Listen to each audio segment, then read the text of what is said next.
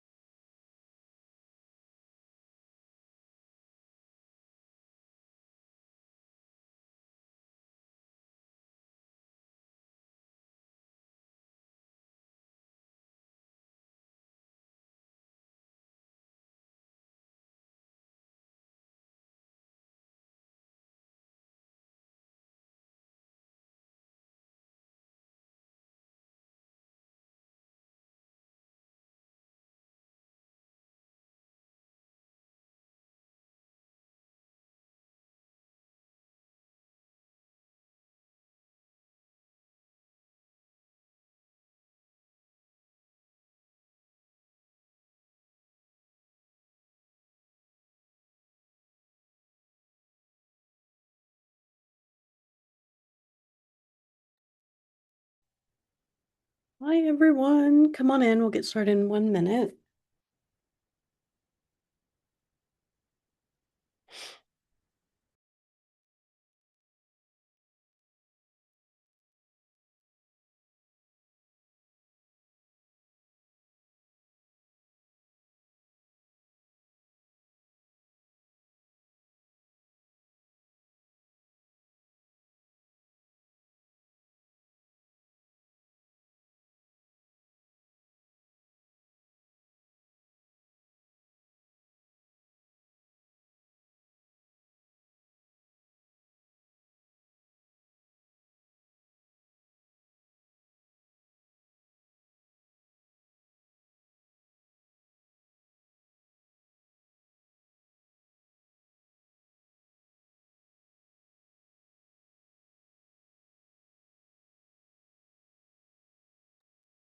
Okay. I think it's people are coming in, but that's okay. Hi, I'm Lainey Mays from HarperCollins. On behalf of the Adult Library Marketing Association, we're happy to have you for our May Buzz.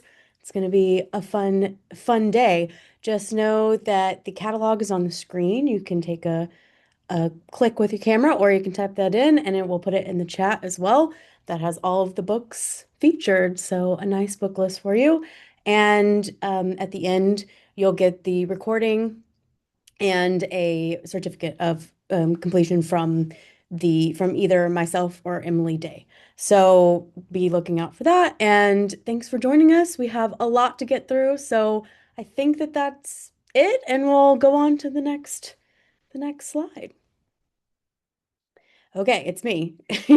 Surprise. On the next slide, you'll see some Harper info, all of the resources you need, anything you need. We're at librarylovefest.com. We do a lot of events, like some of them at the bottom of the screen, and I'll talk about Writers to Watch in a few minutes, which is our monthly author chat, and that will come back. And the main thing I want to remind you is that you can be auto-approved for advance listener copies as well as e-galleys. So just send us an email. Next slide. A quick reminder, we have Whistler by Ann Patchett coming in June. It's about connection and memory. It's a beautiful novel, as only Ann Patchett can do. Wisdom Corner by David Heskawambi Wyden, crime thriller. It's set on the Rosebud Indian Reservation.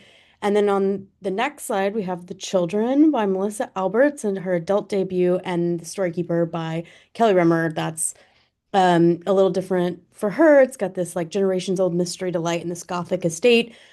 David, Melissa, and Kelly all were on our writers to watch, so you can go hear directly from them. And then on the next slide, we're going to get into some books. So this is Partita by Barbara Kingsolver. I know. Kind of really all I have to say is the title and let you see the jacket. But we're so excited to have a new Barbara Kingsolver on our list. Starting off with a bang. It's a new novel. Demon Copperhead, her previous novel, won the 2023 Pulitzer Prize for Fiction. She's just so beloved. This is about a woman named Olivia Cable, content enough with her marriage and modest living, farming in the farming country she grew up in. And when an old lover unexpectedly calls her, she's ta thoroughly shaken. It feels like a lifetime has passed. And since she knew him and when he was she was at the music conservatory as a student who was completely detached from her family and home, and all she had was her love of music and passion as a pianist. And he asked to see her again, and the feelings come bubbling up to the surface, and you go past to present. It's a really gorgeous novel touching on class, ambition, and the power of art. On the next slide, we have another big deal. This is Life Out of Order by Audrey Niffenegger. This is in October. It was just announced with this beautiful, well, the cover was just announced. It's beautiful, it has these wonderful sprayed edges. This people in house are like, I can't express how excited everyone. This is from the best-selling author of The Time Traveler's Wife. She's back with a sequel to the story that we all loved. It follows Alba, the daughter of Henry and Claire from that book, and she was born shortly after 9/11. And like her father, she's also a time traveler. She can slip decades unpredictably. And because she's a time traveler, she has to keep secrets from those closest to her as she travels through unstable futures during a time of rapid, immense change. She's got to reckon with the choices that define her and the people she can't let go. Audrey described the novel of it as a novel of love, music, and politics in a time of change. And she was recently on Day of Dialogue saying all that, so you can go back and see all of those for up to 6 months. So go hear from Audrey herself. And then the next slide is I'm just boom, boom, boom. We have Taipei Story by R.F. Kuang coming in September. This is she's truly an author that needs like no introduction, but we're excited to have something new from her. You know, it's kind of more like commercial return, like Yellowface. This is a coming of age novel. Again, those beautiful sprayed edges. About a college freshman named Lily. She goes to Taipei for the summer to an extensive language program, hoping to connect with the culture passed down to her. But when she gets there, her classes are difficult. She has to get a grasp on everything. When she gets there, like she has this challenging roommate and like a gossip mill is churning about this guy she doesn't know very well. It's like this classic college experience. And she receives a surprising and devastating news that her grandfather's passed, so she has to reckon with her family history and how it feels inaccessible to her, kind of spurring her on this journey of self-discovery.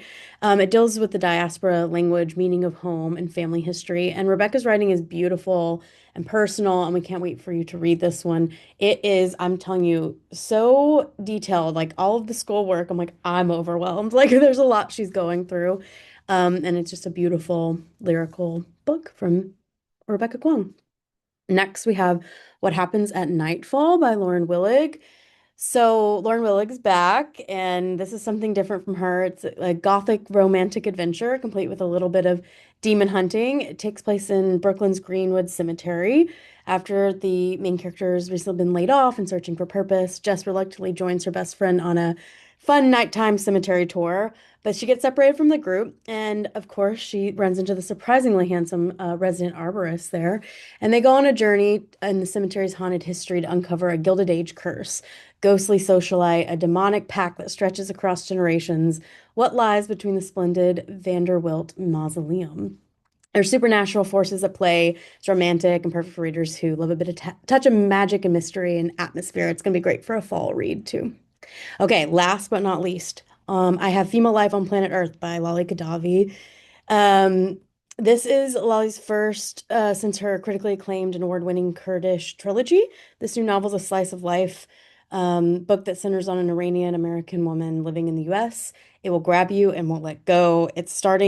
She's starting on a journey. This is a year after Hetty's mother's death. So she's starting to plan this kind of celebration of life. And she's in a daze, she's got a lot of grief, and she gets this mysterious package with a photo of her mom as a young woman, unlike any side of her she's known. And as we view one woman's journey of grief, she is hearing generations of women throughout the story telling her how they make sense of the world around them. And she listens to them, the hilarious aunts and cousins, aggressive soccer moms, business associates. So it's done in these like little vignettes. And she contends with the longing of the person she once knew, as well as a reconciliation that she may have never really known the kaleidoscope that was her mother's soul. It's a bittersweet read, kind of like Catherine Newman's We All Want Possible Things, lyrical and just moves as if you were in a dream. It's great. And it's our lead read for fall, which is our Salesforce. We all vote on a book. And this is it. And she'll be at ALA. So come hear more.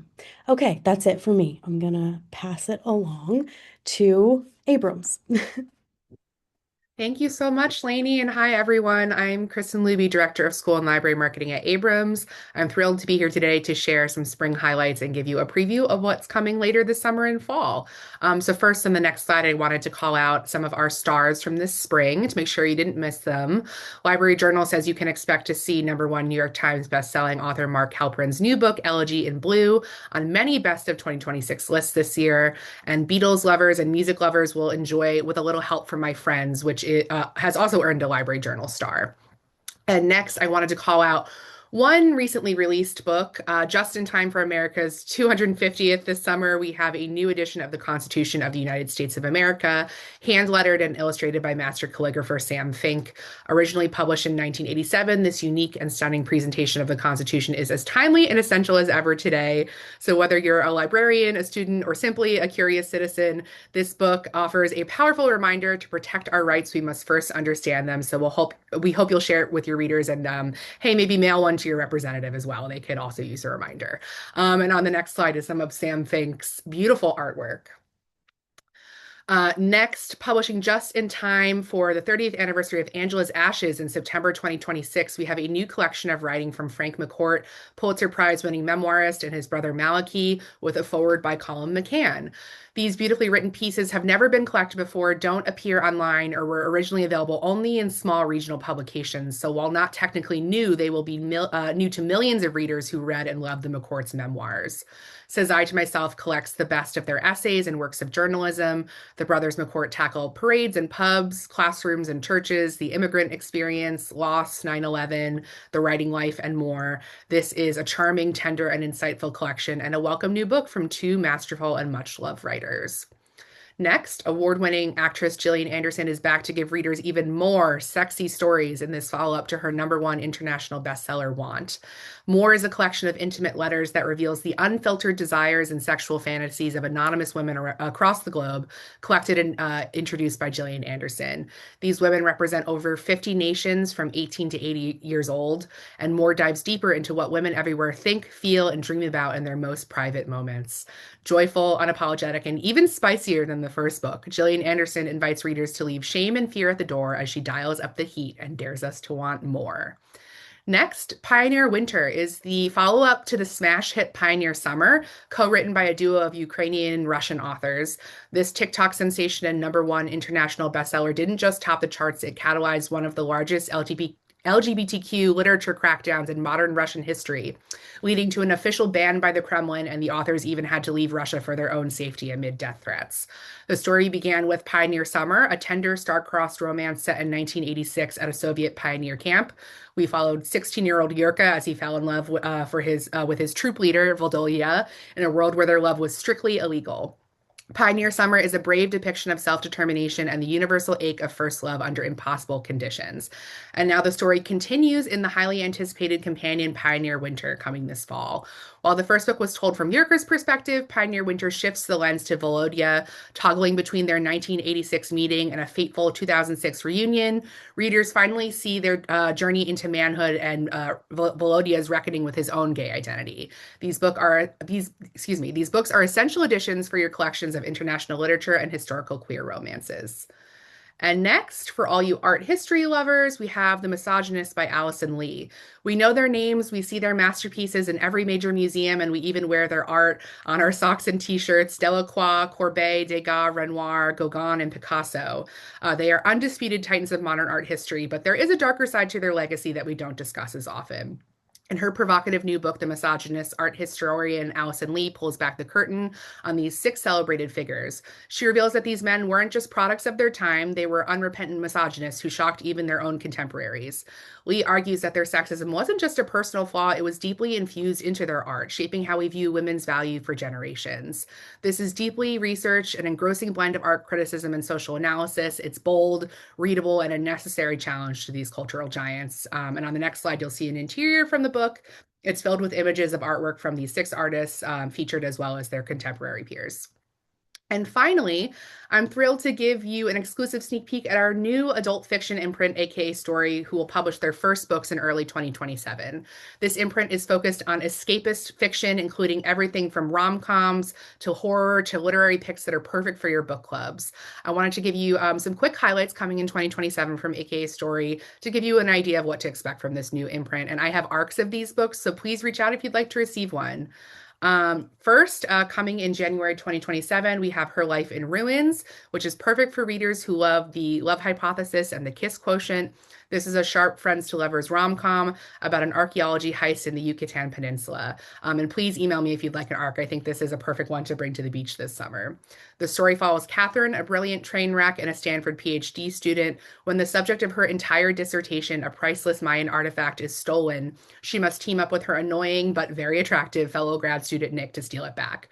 When Catherine traces the artifact to an antiquities dealer in the Yucatan Peninsula, together Catherine and Nick set off on a chaotic heist. And what follows is a friends to lover adventure, serving nonstop laughs and plenty of sexual tension, as well as digging into topics like greed among tech billionaires, the looting of ancient artifacts for private collections, and misogyny in higher education. And on the next slide, a sneak peek at 2 more of AKA Story's first books coming in February 2027. Martha Wants a Baby, which is AKA book club fiction that's oh so relatable. It's perfect for fans of Margot's Got Money Troubles. And He Always Comes Back, aka a slasher that brings the thrills and the fun. This one is perfect for fans of Riley Sager and the Scream franchise. And that's it from me. You can find our full catalog on our website, abramsbooks.com, or at the links provided on the last slide here, as well as on Edelweiss. So please reach out to me for ARCs or with any questions. And thanks for listening and enjoy the rest of the buzz. Thanks, Kristen, and hi, librarians. Anastasia Scott here, and I'm very excited to share with you 4 new late summer, early fall releases from Phaidon and Monticelli. Next slide, please. So first up, this July, we're publishing Handwork, Handcrafted Things That Made America. This is a century-spanning celebration of the spirit of a country through its handmade things. Conceived by Carol Savion, creator of the award-winning PBS TV series Craft in America, and carefully curated by Emily Zayden, director and curator of the Craft in America Center, this visually captivating book uncovers the untold stories of more than 100 handmade objects, including the iconic, the overlooked, and the everyday. Next slide. The handcrafted things in this book represent well over 250 years of American history. In fact, the oldest was made in the 9th century, and our most recent edition last year. Among the featured objects are a Gee's Bend quilt, a 19th century silver iceberg-shaped bowl adorned with silver polar bears. Wow, I wish I could find one of those at a garage sale. Joan Baez's Martin guitar, a hand-sewn doll in the traditional regalia of Northeastern Native communities, and even a handmade prototype for an iconic Nike track shoe. Each object is a testament to human ingenuity and the power and astonishing ubiquity of craft. Next slide. This book will be the official publication of Handwork, Celebrating American Craft 2026, the hugely ambitious national initiative spearheaded by Craft in America, the nonprofit arts organization, and the team behind the PBS TV show. So with exhibits and events at more than 150 museums across the country, including a capstone exhibition at the Smithsonian American Art Museum, this book also ties into a special 4-part documentary that's going to begin airing on PBS this fall. It's just a really cool project, and anyone who is a crafter or an appreciator of American craft is going to love to pore over it. Next title, Vegan. So this is a chef monograph of Zizi Hatab, one of the most exciting voices in modern plant-based cooking. Born to Moroccan parents, raised in Spain, and now based in Zurich, she trained in some of the world's most demanding kitchens. In 2020, Zizi made a bold decision to open a fully plant-based restaurant at a time when very few chefs at that high level were cooking exclusively with plants. The results paid off. She's the first woman in the world to be awarded a Michelin star for a fully vegan restaurant. In her debut language cookbook, English language cookbook, Zizi brings her culinary creativity into the home kitchen. The result is a fresh approach and vibrant cross-cultural style of cooking that blends Mediterranean warmth, North African spices, and global culinary techniques. Recipes include blackberry lavender muffins, Benedict potatoes with harissa, apricot tamales with kimchi, ramp gnocchi, and her signature smash burger. There's also a section with 30 foundational staples, sauces, and condiments for building flavor quickly. Overall, the book includes 130 delicious recipes that are accessible to a home cook. This is a must purchase for all vegetarian, vegan cookbook sections. Next slide, Sicily. So you may have heard of The Silver Spoon, which is arguably the most influential and successful Italian cookbook of the last century. It's sort of Italy's joy of cooking. It was originally published in 1950 and it became an instant classic there. And then some 50 years later, Phaidon brought The Silver Spoon to English language readers. Next slide, please. So The Silver Spoon was conceived and first published by Domus, which is an Italian design and culture magazine. They've been around for nearly 100 years. And a select group of cooking experts was commissioned to collect hundreds of traditional Italian recipes and make them available for the first time to a wider audience. Over time, they have continuously updated ingredients, quantities, and methods to suit contemporary tastes and customs, and at the same time preserving the memories of thousands of classic Italian recipes for future generations. Next slide. So these next two cookbooks that I'm presenting are taken from the Silver Spoon recipe collection, but through the lens of regionality. So each of these cookbooks devotes an entire volume to specific regions in Italy, starting with, as you're seeing here, Sicily, and then next we'll also have Tuscany. So here you can see, organized by province, Sicily features 50 beloved recipes ranging from the famed Sicilian-style pizza that originated in Palermo and veal marsala to sweet treats such as pistachio gelato from Catania. Next slide, please. Each recipe includes clear step-by-step instructions, allowing home cooks of all skill levels to bring a taste of Italy home to their own tables. Next slide. So same deal here with Tuscany. It's designed for both food lovers and armchair travelers. Tuscany is richly illustrated with as a celebration of the region's distinctive fare. It celebrates its acclaimed producers, the world-class wines, as well as all of their great traditional ingredients, such as truffles and artisan salami. There's more than 150 photographs that capture both finished dishes as well as the striking landscape that's studded with cypress trees, gently rolling hills, and rustic farmhouses, while insightful texts reveal a side of the region that many tourists never get to experience. This series is just a perfect escape to one of the dreamiest, most delicious food destinations in the world. So if you're trying to cook like a legit Italian grandmother, this series is for you. And that's a wrap. Thanks for listening, and let me know if you have any questions. I think we're over to Maureen at Penguin Random House. Yes, thank you very much. Hi, I'm Maureen Meekins, Library Marketing Manager with Penguin Random House, and I'm going to dive right in. Next slide, please. Catch us at ALA Annual in Chicago. Visit us at booth 2812 and be sure to let us know if you're attending using the tiny URL on the screen because we would love to see you there. Next slide. And if you haven't already, check out penguinrandomhouselibrary.com for book club kits, resources, news, seasonal catalogs, and so much more. Next slide. And don't forget to sign up for our e-newsletters. You can either visit the tiny URL here or find it on our website. Next slide. All right, I'm very excited to talk about this one from the beloved Chris Bajalian, who will always do anything to support our libraries. In The Amateur, when a young woman, a golf prodigy, kills a caddy with a stray ball at the country club, the investigation of this freak accident reveals a dark and shocking tale of secret affairs, predatory men, and a teenager on trial. Read the first 5 pages and then try to put it down. This novel is propulsive and it's for patrons who loved Where the Crawdads Sing, Broken Country, The Art of Racing in the Rain. So keep an eye out for your holds. Next slide. Next is Bones. This is a first novel by K.L. Spear. In a post-apocalyptic survivalist world, a young woman with a healing gift is forced to confront the horrors of her past. This is the first installment in a wildly addictive, heart-wrenching dystopian romantic series. Bones was born with the miraculous power to heal, but all her gift has brought is death. As a child, her older brother trained her to survive, and so survive she did. After finally escaping the ruthless raiders who imprisoned her for 12 long years, she's broken, scarred, and desperate for atonement.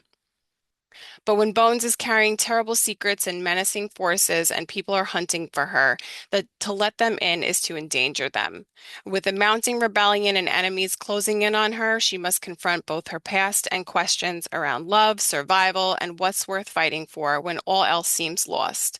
This is perfect for fans of The Last of Us, Alchemized, Conform by Ariel Sullivan, and Silver Elite. Next slide. And I do anticipate that this next book will be in high demand.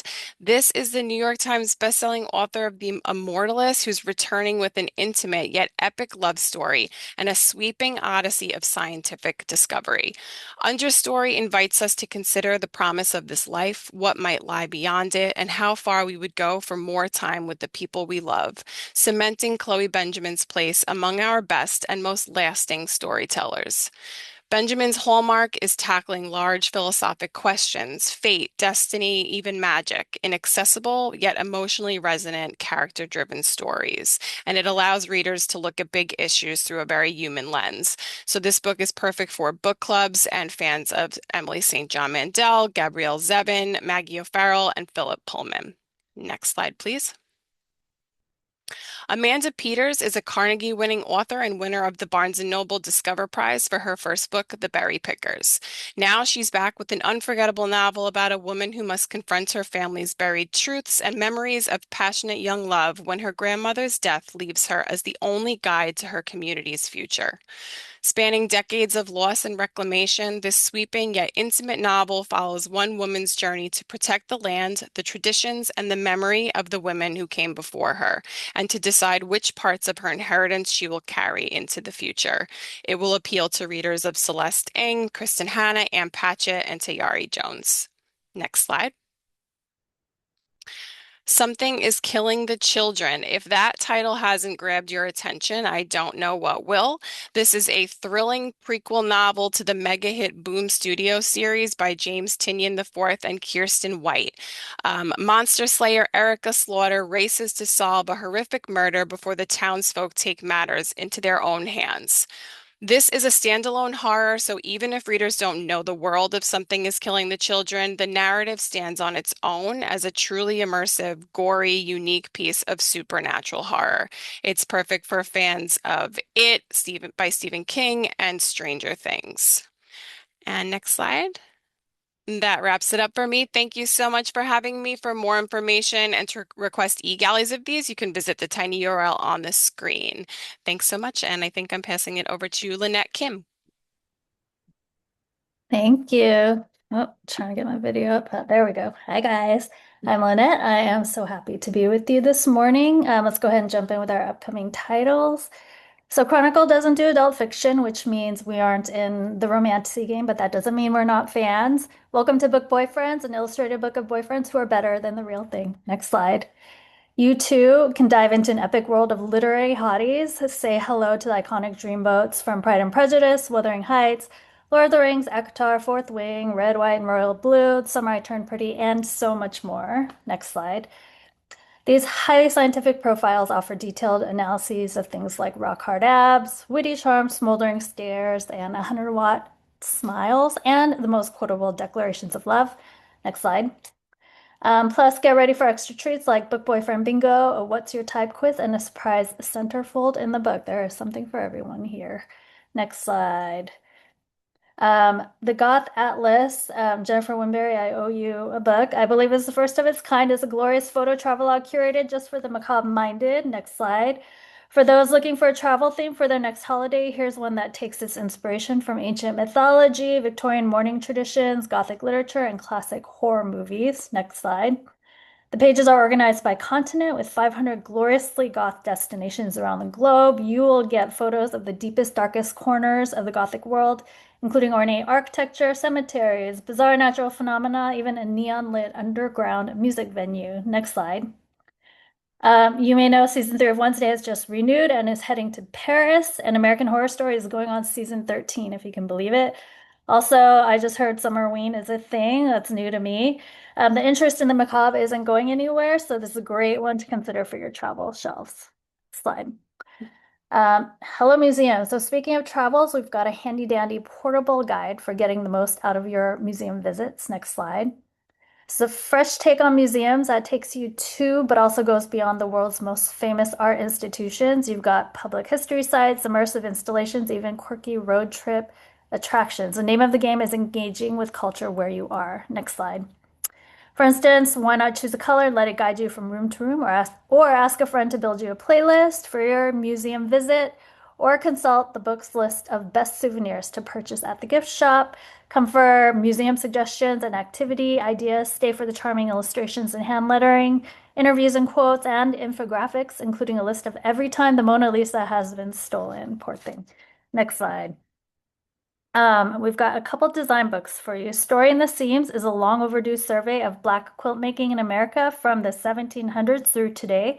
You'll find stories, archival photos, and full-page reproductions of both individual creators throughout history, as well as a deep dive into the stories behind world-renowned artists, past and present, like Biza Butler, Faith Ringgold, and the quilters of Gee's Bend. This is a story of collective and personal memory and the power of quilting as medicine against grief and oppression. Graphic designers after graphic design. Jared Fuller draws from his popular podcast called Scratching the Surface to profile more than 20 graphic designers, each with their own chapter, who have applied their skills outside the traditional realm, such as activism and artistry. Next slide. This Oak House began as just for fun Instagram account by Annie Myers Shire, who's the daughter of filmmaker Nancy Myers. But the interest in the renovation of her family home quickly exploded thanks to Annie's transparency about the realities of home renos and also just her very thoughtful taste in curating a unique space. Fun fact, Nancy Myers, who gave us a holiday and something's got to give, has another Christmas movie coming out next year. This is very important information. Flamingo Stay is an aspirational brand that invites people to reconnect with the natural world through food, fragrance, and ritual. Pleasure Principles is equal parts field guide, art book, love letter, and handbook that shares stories, recipes, and gardening knowledge for every month of the year. And Fundamentals of Flavor, molecular biologist Nick Sharma is back. He builds on the science-forward thinking of his book, The Flavor Equation, and the accessibility of his award-winning cookbook, Vegetable. This time he explores the 4 elements of nature and their profound influence on how we cook. He was just at Library Journal's Day of Dialogue last week. Catch the recording if you didn't catch the panel. Next slide. More in cooking, we have East to East. Mumbai-raised New York City-based chef Rachel Gujar blends American staples with the foods of her childhood and travels, all supplemented with photos from the stoops of New York City to the beaches and markets of Mumbai. East to East is both a tribute to the immigrant experience with all its highs and lows and all the deliciousness that happens when cultures collide.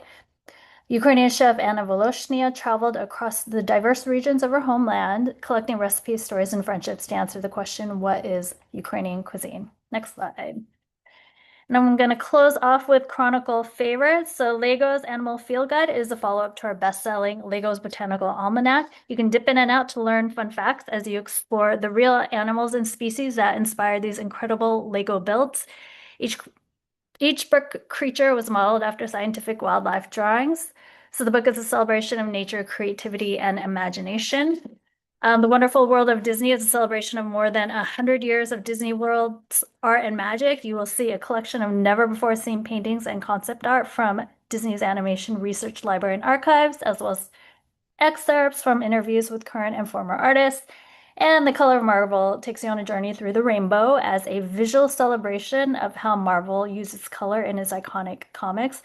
It is a tribute to the comic book world's unsung heroes, the colorists who bring comics to life. Next slide. And that is it from me. My contact info is in the slide. I'd love to hear from you. Thank you for being here, and I will pass it on to Bloomsbury. Thanks, Lynette. Hi, everyone. Thanks so much for being here today. I am Katie Vaughn. I'm the marketing manager at Bloomsbury, and I will drop our Google form link in the chat so you can request review copies of the following books. But for now, we will jump right into the first slide. So coming soon this month, just next week, we have the Swedish cookbook by Michelin-starred chef Niklas Ekstedt. His new book brings the bright, rich flavors of Scandinavia to your home kitchen with recipes for the perfect Swedish pancakes and meatballs, open-faced tea sandwiches, cardamom buns, and so much more. He even teaches you how to prepare your dream fika or cozy coffee break. Then on the same day, something very different, we'll also have All Us Saints by Catherine Packard Burke. This is a haunting literary family drama packaged as a two-act play, following a family who annually reenacts the violent night their lives changed forever in the same house where it happened, the night one of the siblings brutally murdered their twin sister's three best friends. This is a story of queerness that resists tropes and offers a scathing commentary on the cisgender gaze. And then later in May, we have the second installment in legendary fantasy author Alan Moore's Long London series, I Hear a New World. In this tale of murder, mayhem, and magic, our protagonist Dennis Knuckleyard may believe he's done with the Great Wen, but it's far from done with him. And then on the same day, we'll have Spawning Season, in which NBCC and Lambda Literary Award finalist Joseph Osmundson chronicles his journey toward and away from parenthood to ask how we create and nurture queer families. Osmundson considers the ethics of child rearing in the 21st century, the brutal wonder of caregiving, and the joys and intricacies of building family beyond biology. And then on the next slide, coming up in June, is a cookbook I'm very excited for, Medesk by Georgina Hayden. From the award-winning chef behind Greekish, this is Georgie's new project with over 100 sunny, salty recipes to cook your way along the Mediterranean coast. With dishes like fried gnocchi with crispy sausage and broccoli, one-pan moussaka, bacon halloumi burgers, Amalfi lemon wedding cake, Negroni floats, and Greek cherryade, this is the quintessential cookbook for summer, full of what Jamie Oliver calls delicious, easy food that's full of happiness. And then on the next slide, also in June, we have Courage Can Save Us by U.S. Marine and co-founder of With Honor, Rai Barkat. Written ahead of the 250th anniversary of the founding of the United States, this is the story of 9 principled veterans and a former FBI agent, 5 Democrats and 5 Republicans, who work across party lines to shape our nation. Pulitzer Prize winner Doris Kearns Goodwin says their inspiring stories reveal how courage, character, and common purpose can still renew our democracy and restore hope for its future. And on the next slide, later in June, we have Agnes Lives, a debut novel by Hallie Elizabeth Newton. This is a day-in-the-life novel about a fading socialite on the hunt for someone to kill her before her next SoulCycle class. In this story, Agnes, the protagonist, is living in New York City in 2014. She's a former actress and model in her early 30s and has all the best handbags, all the best accessories, but on this day, she's shopping for her own killer. We follow her as she hurdles across New York with the clock ticking. It's a darkly funny, exuberant page-turner, perfect for fans of weird girl fiction like My Year of Rest and Relaxation and Miranda July's All Fours, with Joyce Carol Oates calling it an astonishing debut as mesmerizing as it is unnerving. And on the next slide, in July, we have The Biggest Lie by Joseph Kelly, an eye-opening work of narrative history tracing the roots of American fascism back to the antebellum South. Kelly chronicles fascism's deep roots in the South, its codification under Jim Crow, and then after the Spanish-American War, its ascendancy in the form of Anglo-Saxon nationalism, proposing that the nation belongs to a master race, the original lie of American fascism. Publishers Weekly's Star Review calls it a penetrating study. Readers who will find this a striking, potent reframing of fascism as an American invention. And then on the next slide, we have The Salt King from beloved fan favorite author Natasha Pulley. With her signature biting wit and a beautiful queer love story threaded throughout, Natasha weaves a gripping apocalyptic sci-fi novel about belief, religion, and the power of myth. Jesuit priest Avalon Brocken is sent by the Vatican to the hometown he'd fled as a teenager. Strange things are happening in the mine there, and the locals believe they're due to the Salt King awakening in its depths. As Avalon teams up with the town doctor to investigate the growing danger, he's forced to consider if his faith is strong enough to withstand an apocalypse. And then on the next slide, we have Crocodilopolis, a second novel by John Manuel Arias, whose debut, Where There Was Fire, was a national bestseller and a Good Morning America buzz pick. This latest novel is a modern Cain and Abel story set in Costa Rica and Washington, D.C. that reads like 100 Years of Solitude meets Succession. Following an exiled politician returning home to feed his brother to the infamous river crocodiles of their childhood, it explores sibling rivalry and masculinity with the wit of a telenovela and the wisdom of biblical myth. And then on the next slide, We have all of these fantastic titles on deck as well. So, The Art of Becoming a Citizen is a new memoir from the three-time National Book Award nominee and New York Times bestselling author Gail Goodwin. Little Blue Dot is the unexplored history of GPS and military technology turned daily necessity that impacts all of our lives. The Perfect Moment by Isaac Butler, author of The Method, reveals the forgotten origins of America's culture wars, offering a story of late 20th century art versus censorship. American Alt is a biography offering a glimpse into the mind of an American conspiracy theorist, the schizophrenia, trauma, and misinformation that drove him to the brink, and the friendship that brought him back. And finally, Tin Can Coast is the hidden story of the California coast, told through generations of immigrants, surges of industry, and three marine species caught in the dragnet of human history.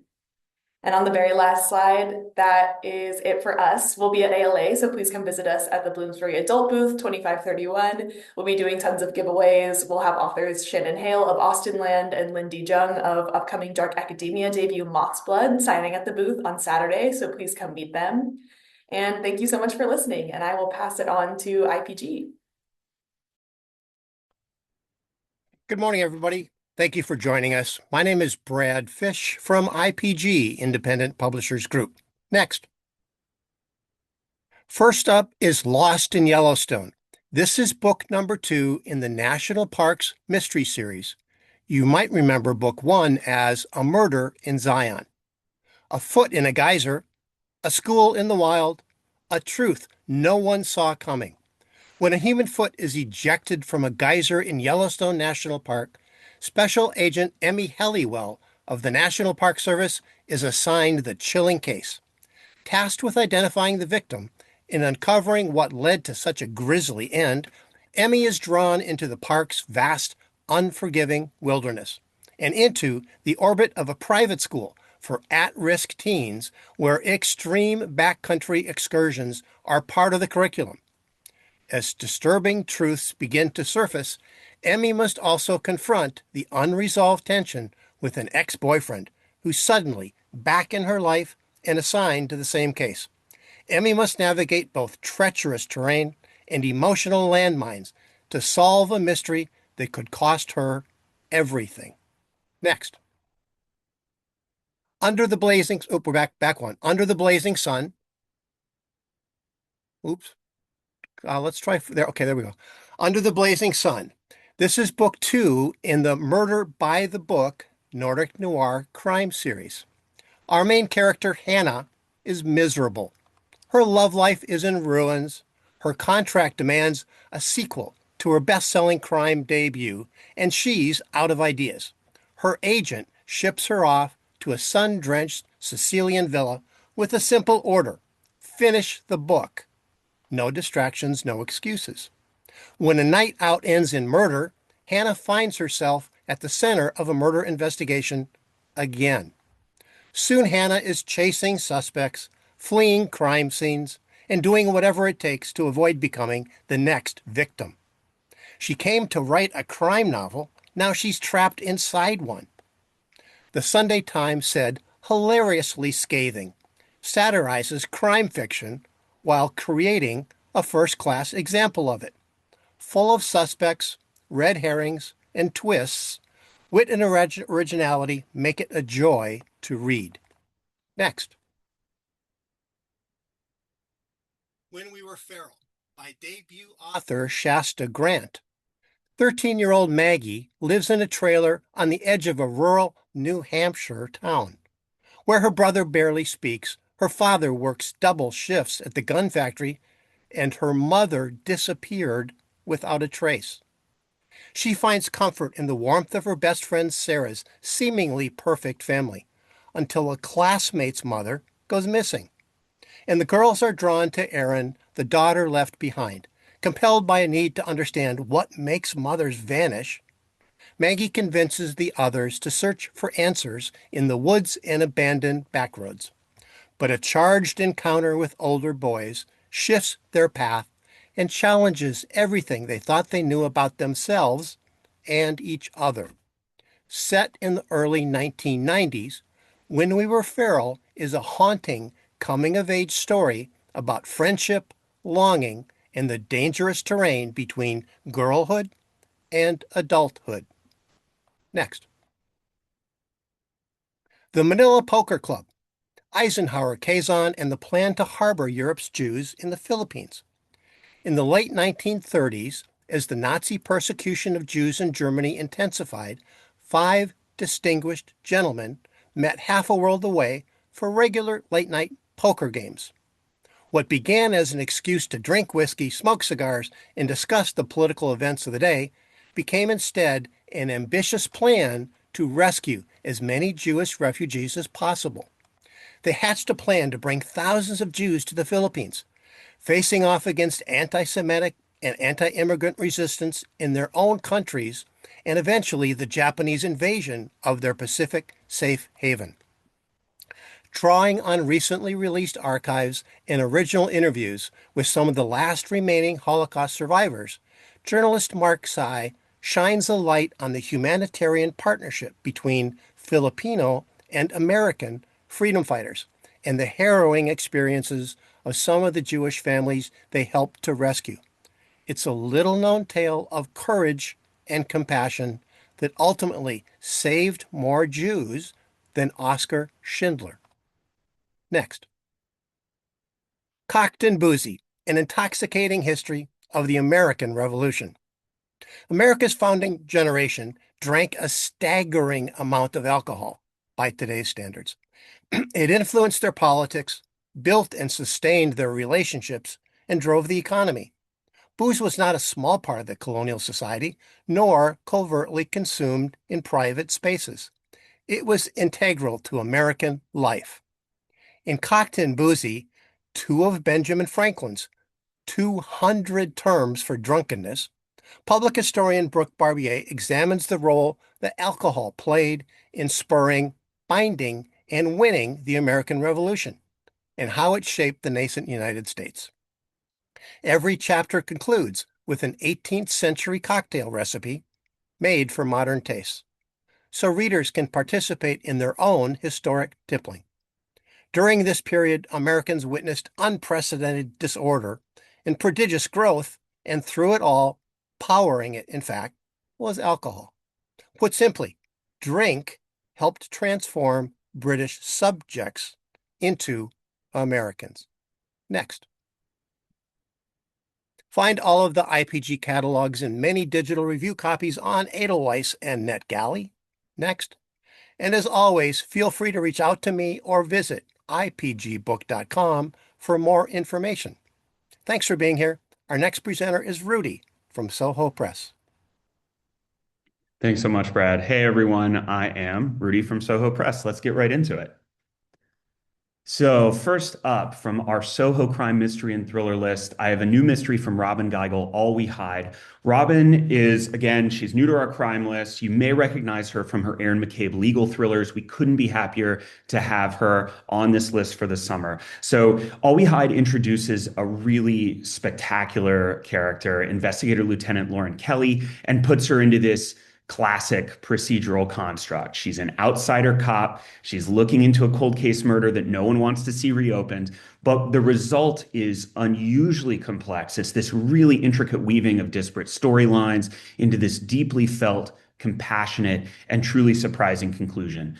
So after coming out late in life as a trans woman in a red state and an even redder county, Lauren has been exiled to a cold case unit with the hopes from her superiors that she'll stay busy, out of sight, in kind of a dark corner of the office until her pending retirement. But she's a dogged investigator, and she's intent on uncovering the truth behind the murder of a woman named Sherry Darling. She was a trans sex worker and a former classmate whose case was quickly declared solved, collected in a box, and put on a shelf for decades. What Lauren finds is that the circumstances of Sherry's death not only point to kind of this county-wide conspiracy, but also that her own father, a retired police detective now suffering from Alzheimer's, may have been involved in the cover-up.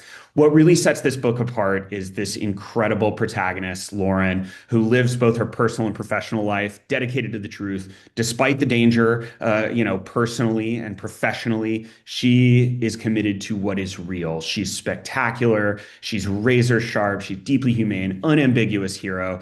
Give this one to readers looking for strong, complex trans characters. Anyone who loves a good procedural, think readers of Scott Turow, Lisa Scottoline, Alifair Burke, Michael Connolly. That's All We Hide by Robin Geigel. Next up.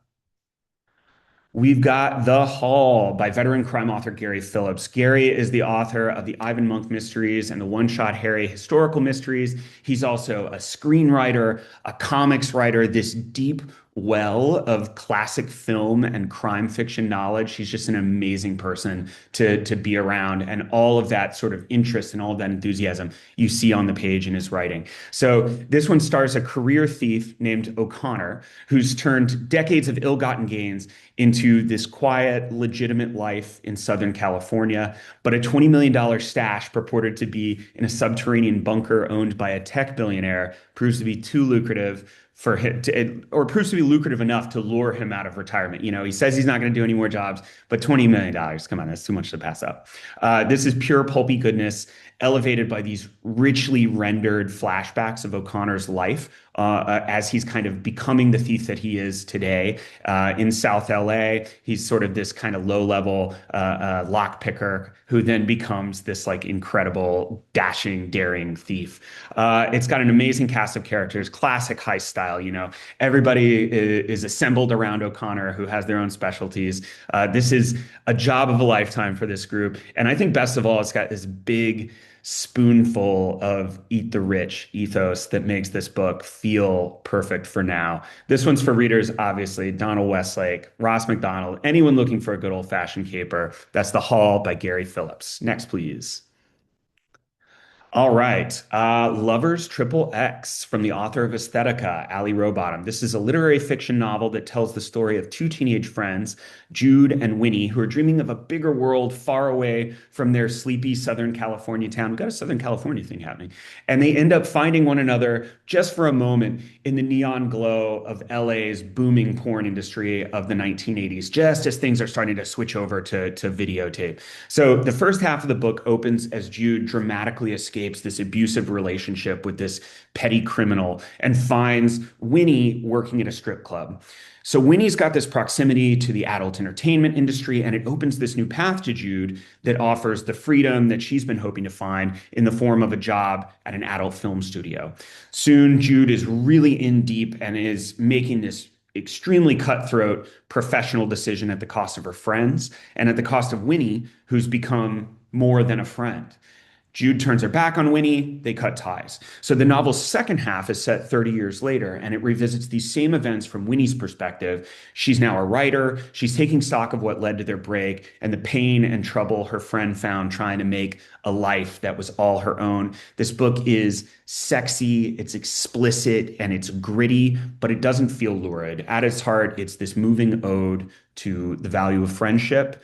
And Ali writes in this punchy, stripped down prose that is electric. She is just such a talented writer. This one's for fans of Mary Gateskill, Madeline Cash, Emma Klein, and Rachel Kushner. It's Lovers Triple X by Ali Rowbottom. Next slide, please.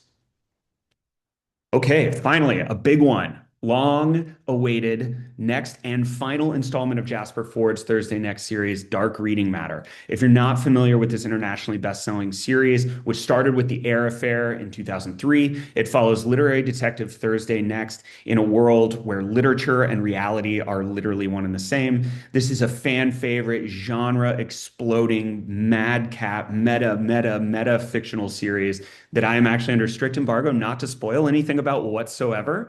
But Jasper fans can be assured that after 13 years since the last Thursday novel, they're in for a serious treat. So one thing I can say, Thursday knows this is the last book she's going to be appearing in. Her oldest and most dangerous foes know that too, and they are plotting to make Dark Reading Matter, the book I'm pitching right now, unpublishable. I assure you that we will be publishing it. But yeah, that's it for me. I'm Rudy from Soho. Thanks so much for listening, and on to our next presenter. Thank you, Rudy. Hi, everyone. My name is Amelia, and thank you for joining us today to hear about new books from Blackstone Publishing. First up, we have A Murder in Hollywood by Michael Crichton. This is available now. In 1970s Hollywood, a writer is found dead. Now, publicist Harvey Jason is trying to keep the dead man's project on track while investigator Harlow Perkins unravels the mystery and hunts down the killer. This is from #1 New York Times bestselling author and the brilliant creator of Jurassic Park, ER, Twister, Disclosure, and the Andromeda Strain. Crichton has sold more than 275 million books worldwide, and there's been national publicity around this never-before-released book. It's getting great reviews, including a starred Publishers Weekly review that says, "Sharp humor, convincing dialogue, and breakneck pacing." Next, we have The Author Weekend by Laura Zigman. Also available now. The Devil Wears Prada meets The White Lotus in a story of colliding egos and shocking betrayal, as intoxicantly ice cold as the pink prosecco that flows all weekend. The Author Weekend is a thrilling and hilarious dive into the dark heart of envy and a glorious exploration of a woman of a certain age desperate to survive the dog-eat-dog world of publishing and control her own narrative. This is an Oprah daily pick of best books for spring, as well as a book pub pick of the best mysteries and thrillers as well. Alice Hoffman, New York Times bestselling author, says Laura Zigman fans rejoice she's back with a vengeance. Next, we have The Monk's Mindset by Sam Yo, releasing May 19th. The Monk's Mindset blends memoir and practical wisdom, offering emotional insight and transformative tools to guide you back to presence, purpose, and peace. Align your 4 dimensions, free yourself from limiting beliefs, calm a restless mind, and live with intention through short months mindset moments that fit any schedule. As excuse me, as Peloton's first Thai Chinese cycling instructor, Sam reaches 30,000 people every day with 145,000 followers on Instagram. Each step on Sam's fascinating life journey, from a London-born Thai kid to acclaimed UK stage actor to Buddhist monk and beyond, informs his remarkable ability to teach anyone, regardless of background, to draw upon ancient traditions to live a fuller life in our modern world. People says Sam Yo knows how to search for mindfulness. Now he's sharing his lessons with readers. The book draws from Yo's experiences in monastic training, performing, and coaching to help readers find presence for themselves. Next, we have When Sparks Fly by Monica Murphy, releasing May 26th. From New York Times and New York USA Today bestselling author Murphy comes a sweltering summer romance you won't be able to put down. 22-year-old heiress Rachel Henderson has one goal this summer: hide out at her family's lake house and recover from the most mortifying breakup Manhattan society has ever witnessed. Sun, swimming, and zero paparazzi. What could go wrong? This is from Book Talk sensation Monica Murphy, who has 13.4 thousand followers. Publishers Weekly says Murphy's playful prose complements her taut plotting and the sex scenes smolder.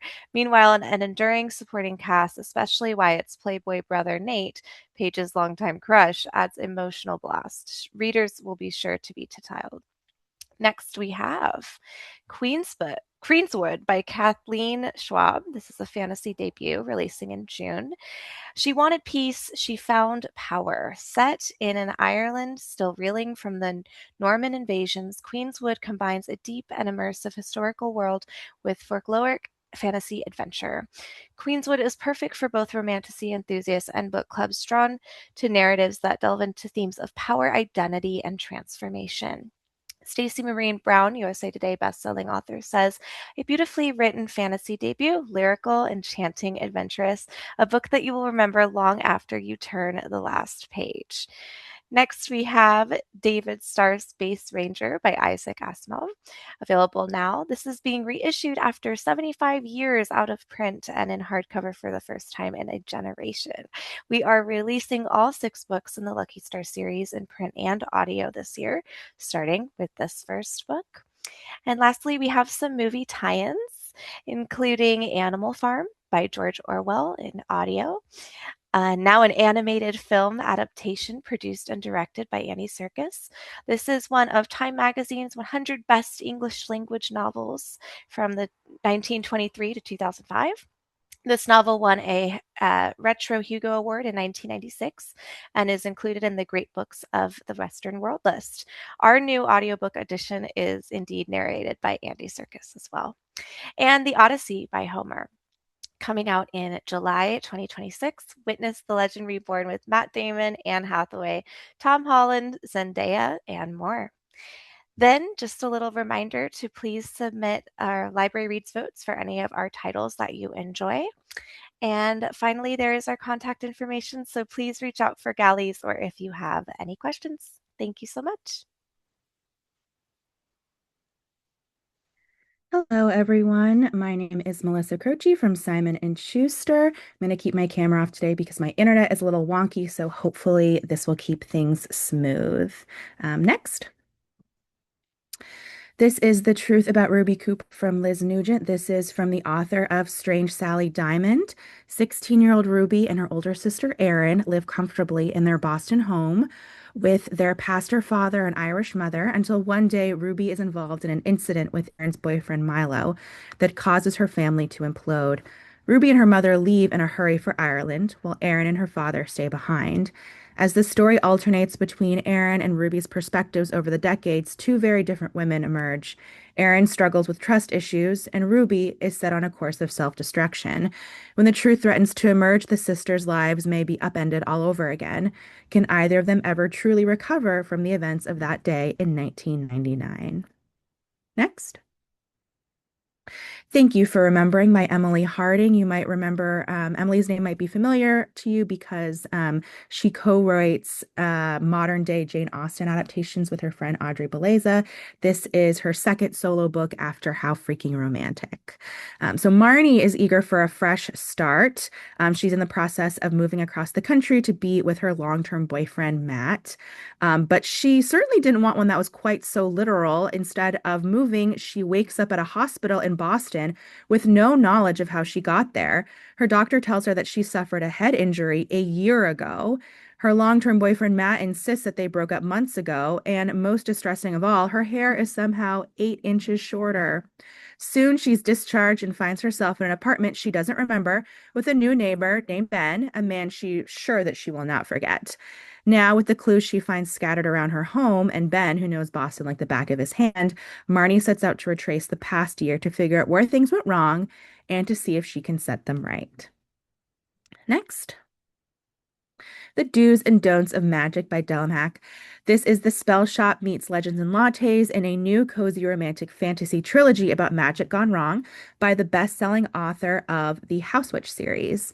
Spadana runs a quiet magic shop content with her life until Ben, another Ben, a different Ben, on the run, comes to her shop with a request to be forgotten by his pursuers.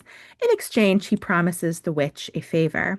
Spadana knows that a deal between two magic users could prove catastrophic if unfulfilled, but since Ben is just a normal human, it should be fine, right? Only Ben might be more than he seems, and a simple deal evolves into a full journey. It should totally be fine. It'll all work out if these two can manage to stop getting on each other's last nerve. Next. Barbie Just Won't Die by Tanya Pell. Barbara Gepps was once the ultimate final girl scream queen from an iconic horror franchise, but the role that made her famous also keeps her trapped and typecast. And years later, at nearly 40 years old, she's largely given up hope for a true career, making a living by attending a bunch of horror cons and getting money that way. When she's offered a hosting role on a buzzy new horror docuseries, it feels like a second chance until the killings start. Fans are being murdered in ways that mirror scenes from her films. Barb must confront the role that defined and destroyed her career, even if it costs her her life. Next. There and Back Again, the unofficial oral history of Peter Jackson's The Lord of the Rings trilogy by Sam Moore.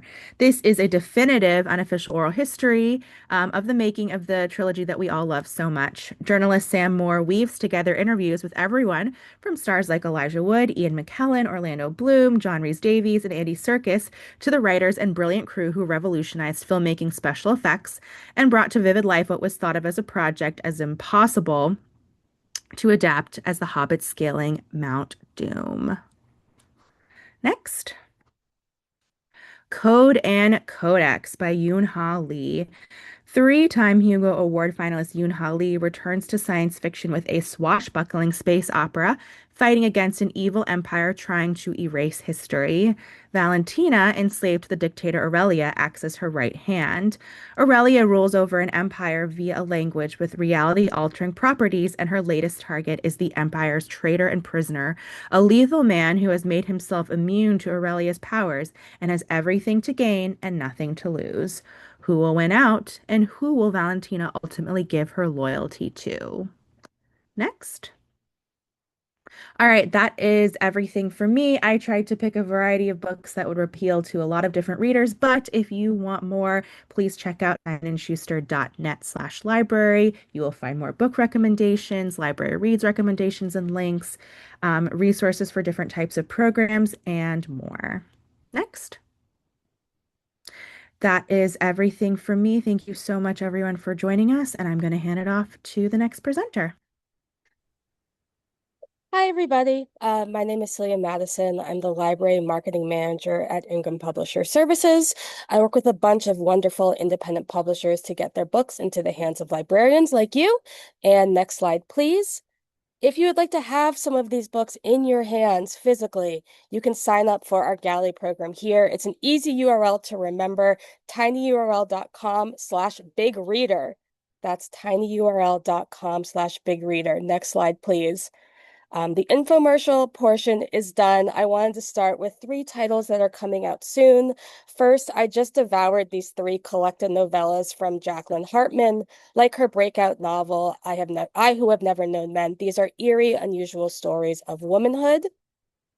Tata from Valerie Perrin is a great book club mystery. It's about a young woman who discovers a stranger is buried in her beloved aunt's grave. So where is her aunt?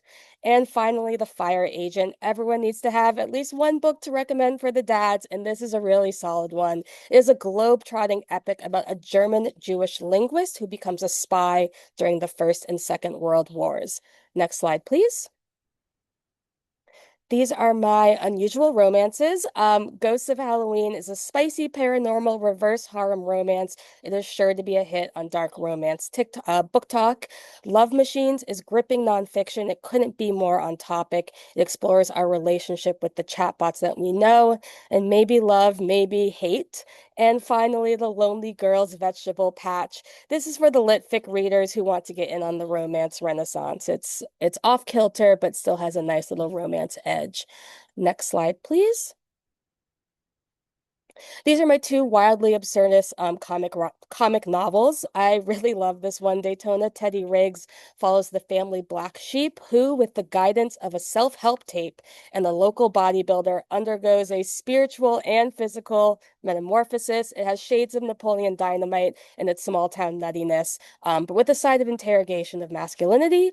And McNally Jackson Books typically reprints forgotten classics. You've probably seen their McNally Edition series, but this is their first foray into original fiction. It's a satire of Western imperialism that imagines the Victorians expanding their colonial holdings into the literal underworld. I think this one has some nice crossover appeal with the Goth Atlas Lynette just shared. This is, a fictional Goth Atlas. Next slide, please. I have 3 great book club reads, all really different. First, A Ghost Among Magnolias takes place amidst the Atlanta race massacre of 1906. This remains an understudied event in American Reconstruction, but it was a series of lynchings and attacks by white mobs throughout Black communities in Atlanta, following 2 racist pieces of media that became popular and fueled hatred and anger towards the Black communities there. The story follows Petronia, who is a young woman raised in this Black middle-class family. She witnesses a ghost that's been part of this massacre, and this book becomes kind of a modern version of the Southern Gothic. A Murmuration of Starlings is next in the wildly popular Birder murder mystery. I think the Venn diagram of like birders, murder mystery readers is basically an eclipse. So I'm very excited about this one.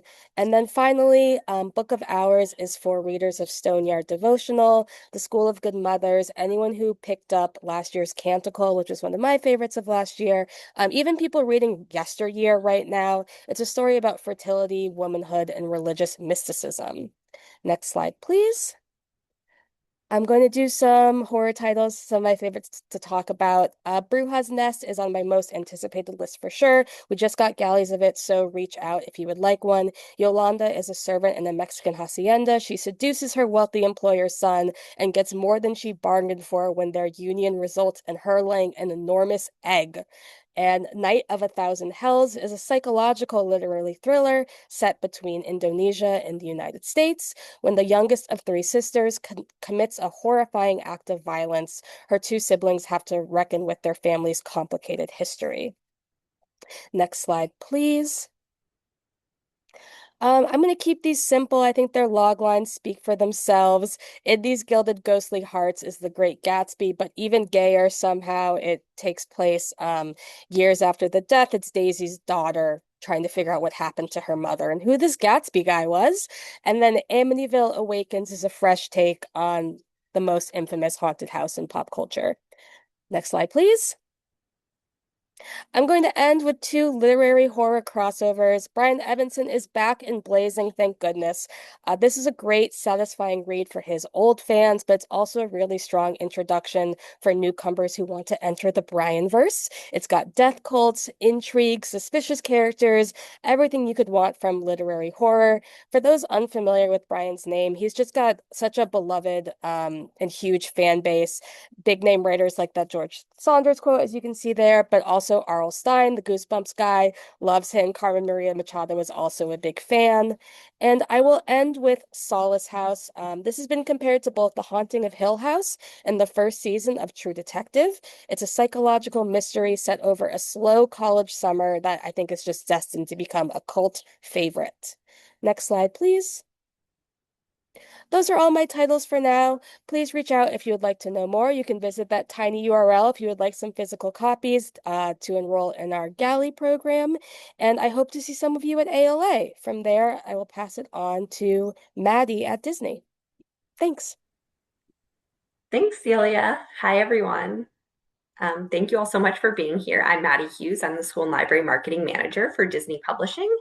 So I'm going to share some of our titles. First up, we have nonfiction from National Geographic. In Floating Mountains, Imagineer, explorer, and Disney legend Joe Rohde offers a masterclass in creativity on a world-spanning journey to discover the origins of personal creativity, the power and potential of enterprising groups, and the remarkable parallels between collaboration and exploring the real world. Whether your interest in creativity is personal, professional, or you just want to peek behind the curtain of a renowned creative mind, Rohde's lessons provide a guide for connecting your creative pursuits with others and the larger world. And for those of you who aren't familiar, which I wasn't until I started working at Disney, Imagineers are the people who create the theme parks. And Joe Rohde is one of the most famous Imagineers. He led the creation of Animal Kingdom, among many other projects. And he has so many interesting stories to share. But beyond that, he's just a really fascinating creative person. So this book is definitely for more than just the hardcore Disney fan. Next slide. I'm so excited to present the newest book from science writer Sam Keane, who is known for his engaging offbeat storytelling that brings together science and history in a way that is entertaining to any reader, as exemplified in his previous titles, which include The Disappearing Spoon and The Ice Pick Surgeon. In the Museum of Lost Things, Keane dives into one of the common themes of history, loss. The loss of lands, loss of sacred objects, loss of languages, of rights, of life. The past grows with disappearances of all kinds, from the lost Library of Alexandria to the extinction of species like the dodo, among others.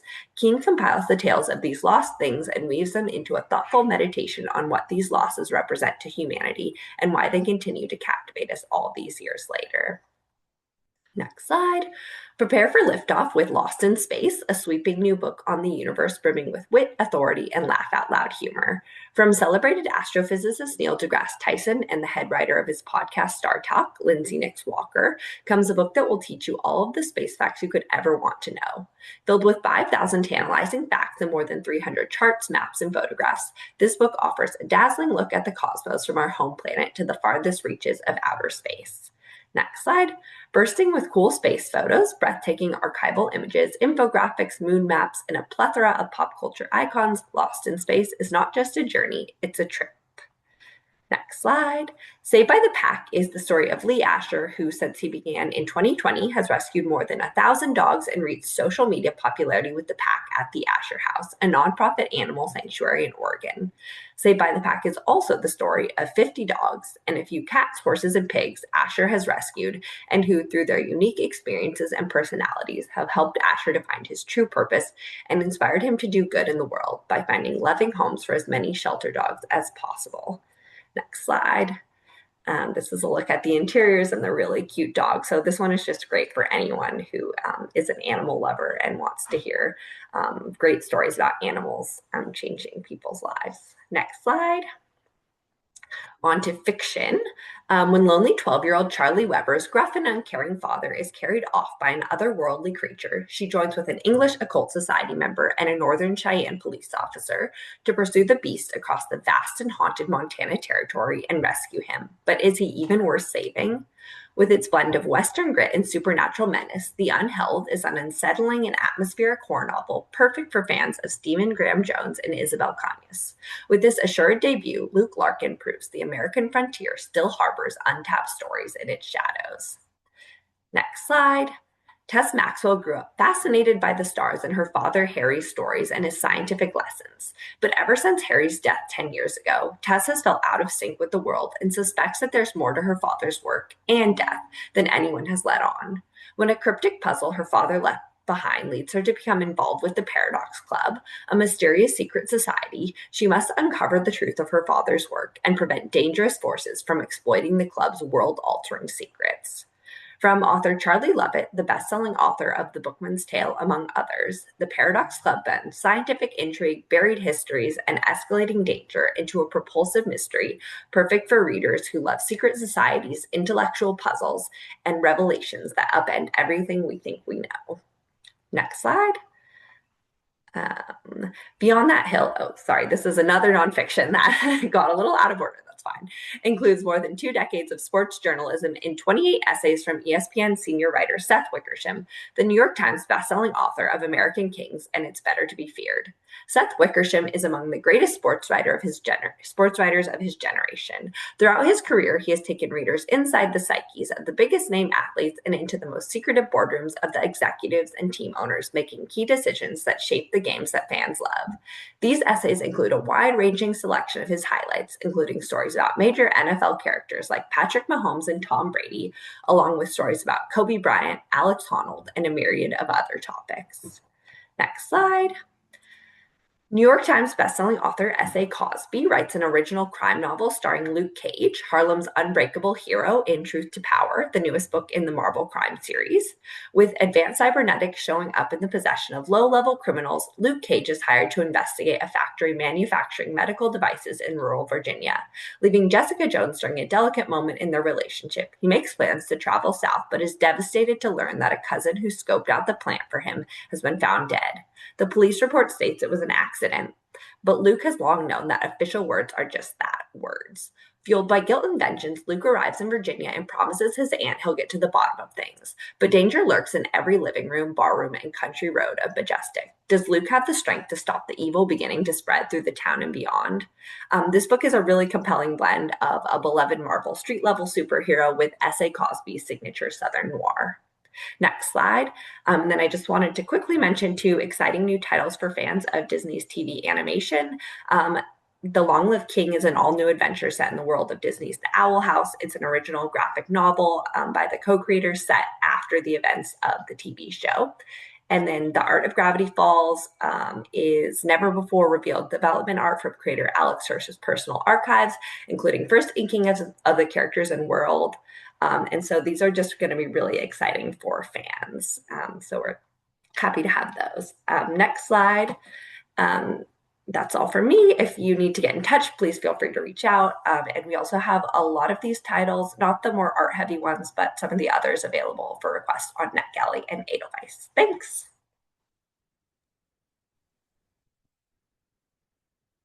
Thank you, Maddie, and hello, librarians. I am Chris Vicari of Union Square and Company. I begin with a note on some May-June titles on that next slide, please. Out yesterday, The Age Rebellion by Lindsay Simpson. She rips up the rulebook on retirement and stresses how we must adapt to what growing older means in today's streaming digital TikTok-y world. I hope you saw her at last week's Library Journal Day of Dialogue. Potshot by Laura Piper Lee is the spicy stoner romance that you've been looking for. Vervain Hollow by Katrina Sylvie is horror that got a wonderful starred review from Library Journal there, as you can see on the slide. And the 17 titles in Peter Granger's UK detective series are starting to arrive in the USA, including the 17th and brand new book in the series called Some Sort of Justice, which PW in a starred review said, "This is everything a procedural should be." Keep an eye out for his books. On the next slide, please. In July, we have White Rabbit by Abigail Rose Marie. In a yellow house perched on the edge of Massachusetts Bay, 11-year-old Penelope Willows is living with loss. Her father's gone. Her mother drifts further away, each day lost in her grief. Penelope, though, clings to her own routines. But this is no ordinary house. It once belonged to poet Sylvia Plath, and her presence lingers in every corner. Her ghost becoming an unexpected companion to Penelope. As days stretch on, Penelope begins to hear Plath's poetry in the wind, feel her sadness, and see her ghost in the mirrors and empty rooms. Haunted by the absence of her father and this ghost of Sylvia Plath, Penelope has to navigate the treacherous water of memory madness and the fear that she too could be lost. Readers who resonate with Plath's work will identify with this book, but so will others, because it's a wonderful story about childhood, reality versus imagination, grief, and resilience. If you're coming to ALA Annual Conference in June, Abigail will be joining us for a Sunday panel discussion. We hope to see you there. Next is The Nobody Code by Micah Bay Galt.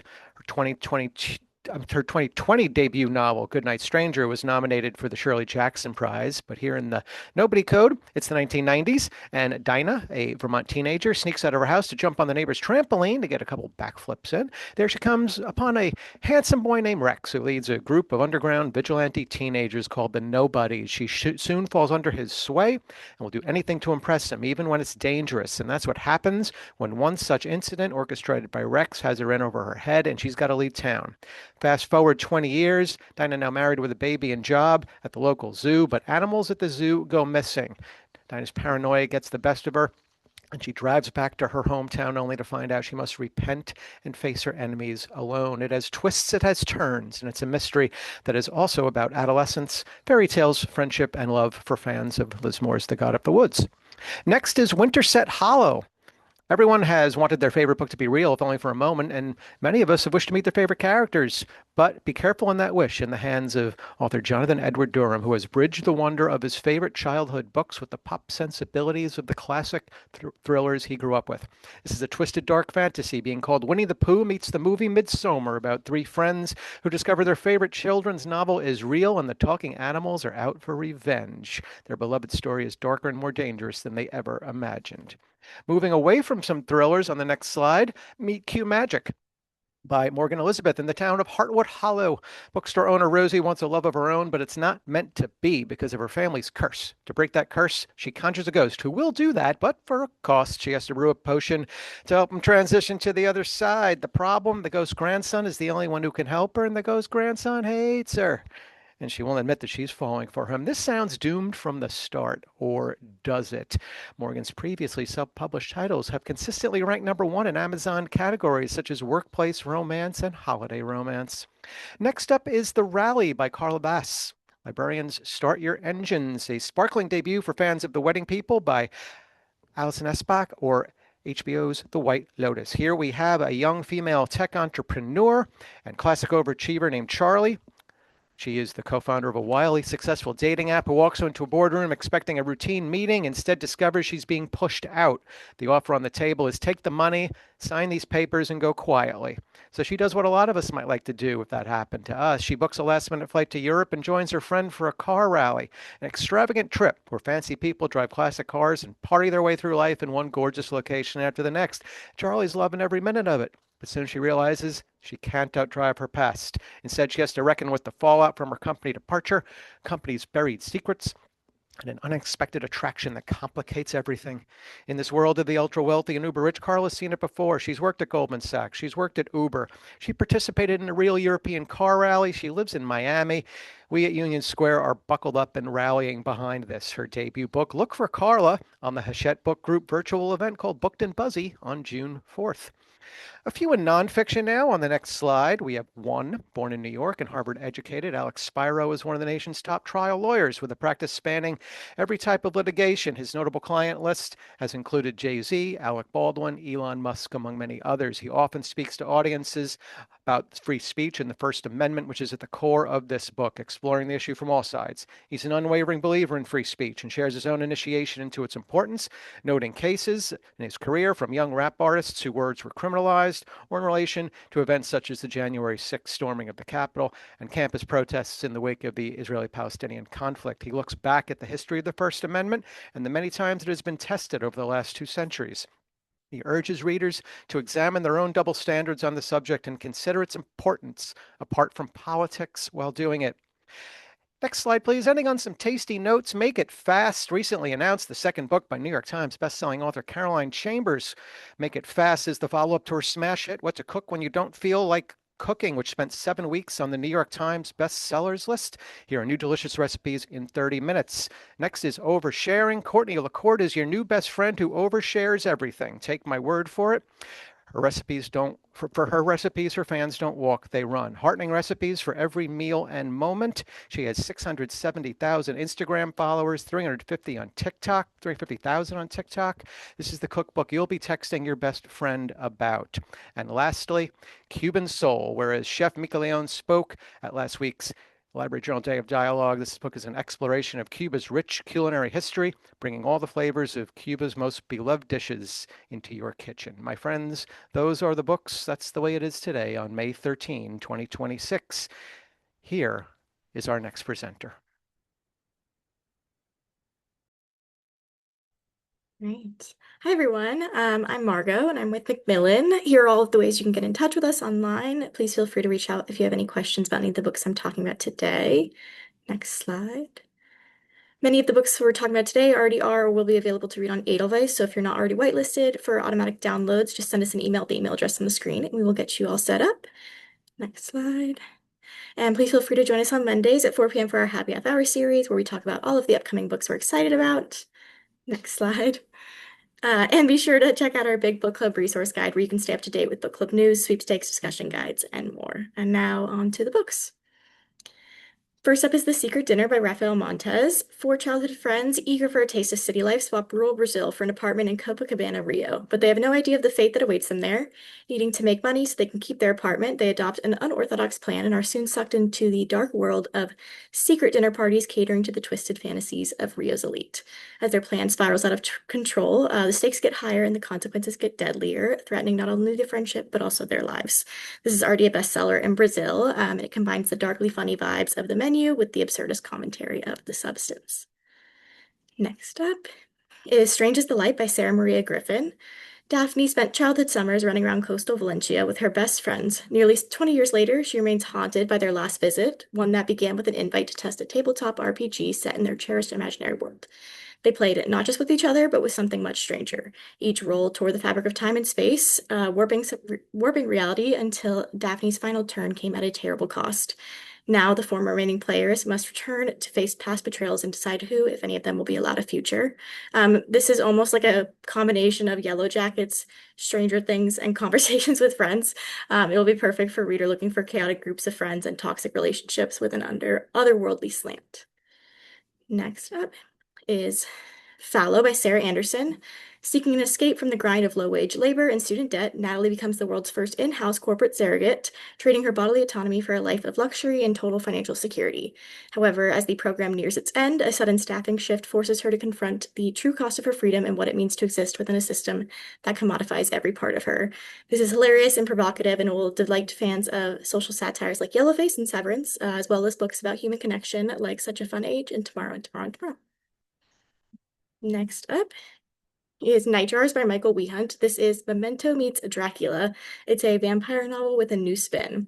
On a rainy first date, Luke's crush vanishes, never returning from the restroom, and leaves behind a childhood photo of Luke with a dead body in the shadows of his bedroom and a masked man. He has no recollection of it.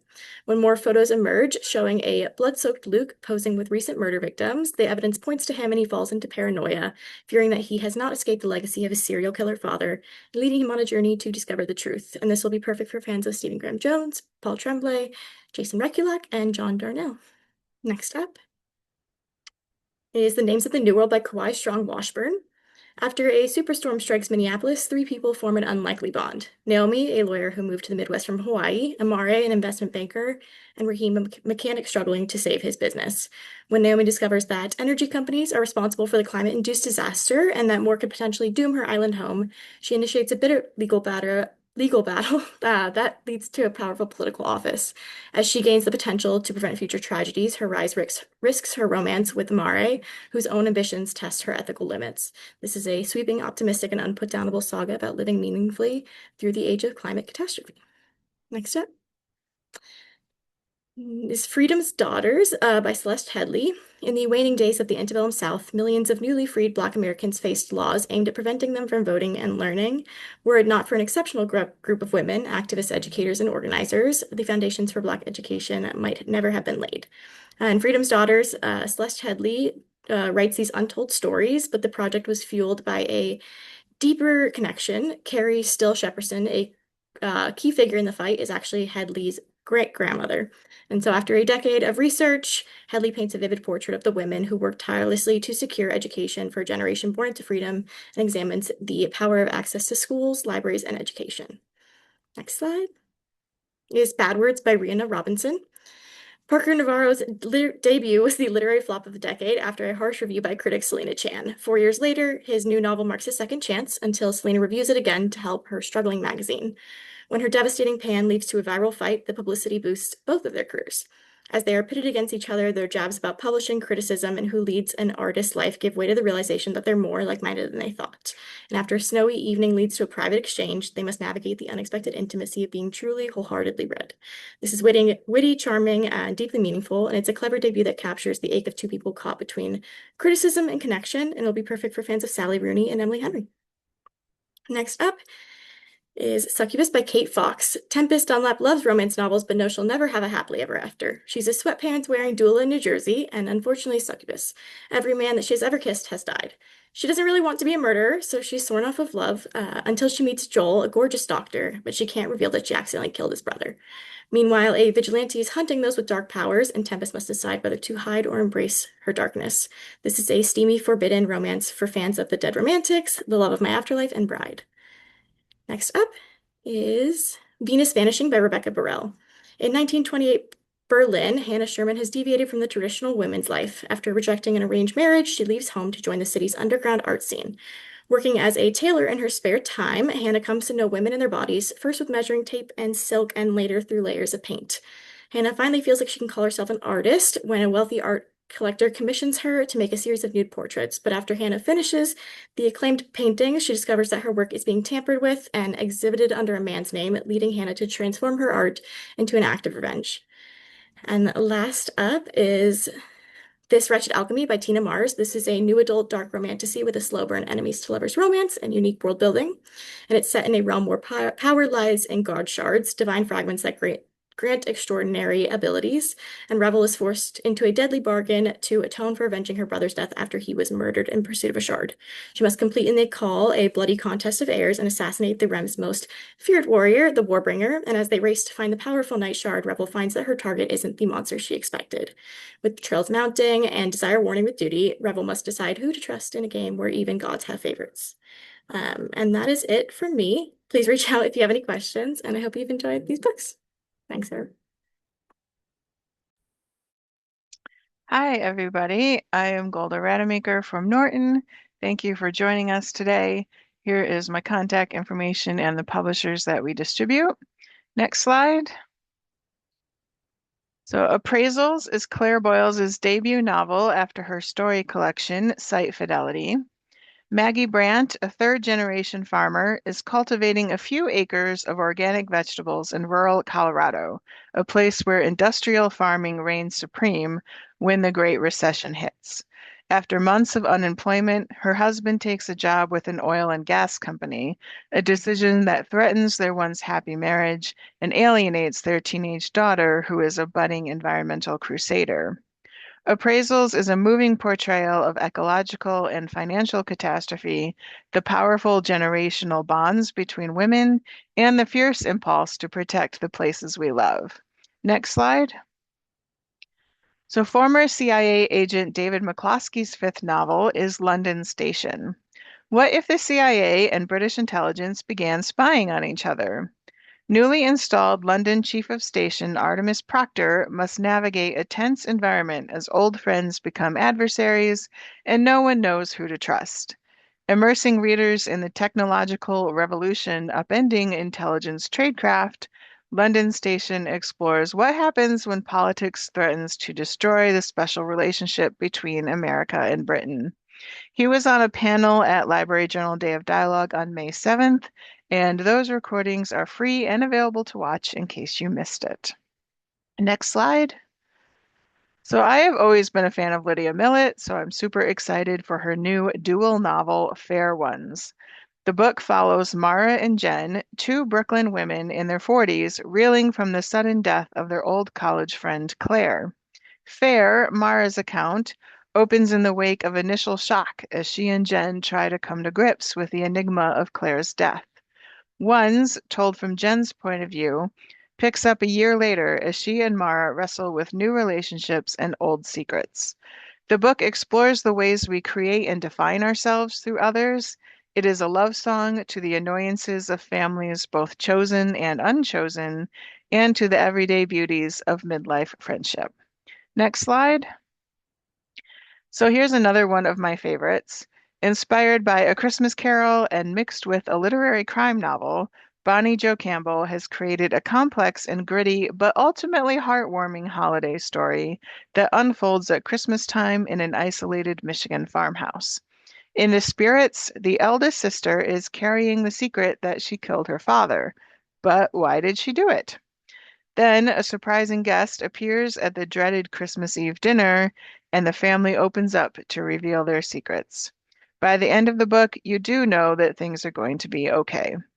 The editor called this August Osage County Meets a Christmas Carol, and Bonnie will be at ALA for a Library Reads panel and an ARC signing. Next slide. So Jill Lepore just won the Pulitzer Prize for We the People. I think it was We the People, but not These Truths. So her next book is The Rise and Fall of the Artificial State. Lepore traces humanity's long dependence on systems designed to automate labor, judgment, and everyday life. She demonstrates how technology, algorithms, and AI are corroding global democracy and leading to the erosion of both human community and capacity for self-government. It's not all terrible, though. Lepore says that there are steps we can take to dismantle these systems, but disassembly requires identifying the parts and tracing the sources, which is what this book does. Next slide. Live, Laugh, Love is the new book from the author of Jesus and John Wayne, Kristen Kobes-Dumay. Here, she unearths the roots of the glittering, Instagram-ready culture of white Christian femininity. Dumay introduces us to religious innovators who taught that positive thinking was the secret to spiritual and material success, and reveals how these notions gave rise to a new feminine ideal.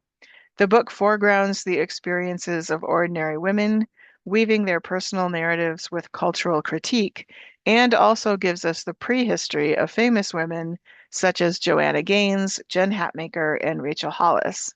By tracing its entanglement with post-feminism, capitalism, and white supremacy, Dumais demonstrates how this powerful yet elusive vision of womanhood has shaped lives, families, and politics for more than a century, and she will also be at ALA. Next slide. Signals Across Vast Distances is a collection of essays and tales from Elizabeth Alexander. Some of the essays offer close readings of visionary poets, interwoven with visual art, that reveal how poetry and art can sustain us. She also includes personal stories, like reading a poem at Barack Obama's inauguration, or sitting by her son's bed in the hospital. Through it all, she asks, what will we each do to make the dream of freedom for everyone real? Every page conveys her hope that we recognize the abundant resources we carry within. Next slide. And then here we have some more summer highlights. Most of these books are available now or coming very soon. And next slide. We have a lot more cool books coming out this fall. Natasha Singer's Coding Kids will be very important in the education space. I've always admired Joy Harjo, so I was excited to see a new book of poetry coming from her. And late breaking news, she is coming to ALA to sign her children's book, For a Girl Becoming. And then your football fans are going to want The Game by Peter King. And there's much more, so I hope you'll take a look at our full catalog on Edelweiss. Next slide. So here again is my contact information. Thank you so much for listening, and please reach out if you have any questions. Thank you.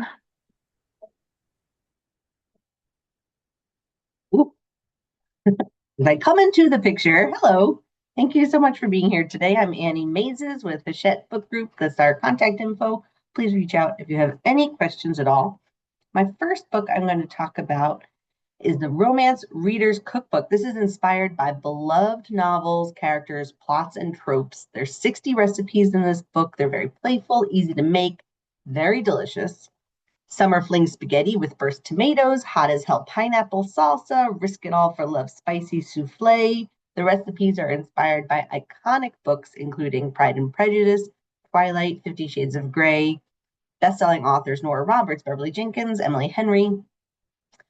Rochelle Below is a voracious romance reader, but also a classically trained chef and an editor at Serious Eats, as well as the author of 2 romance novels. So she's the perfect person to create this delicious and very fun cookbook. Next, excuse me, Yakuza.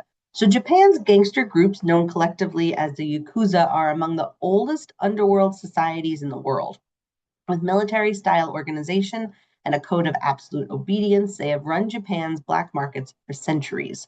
Andrew Rankin offers the first comprehensive history of the Yakuza, from their emergence out of 17th century samurai gang culture to the present day.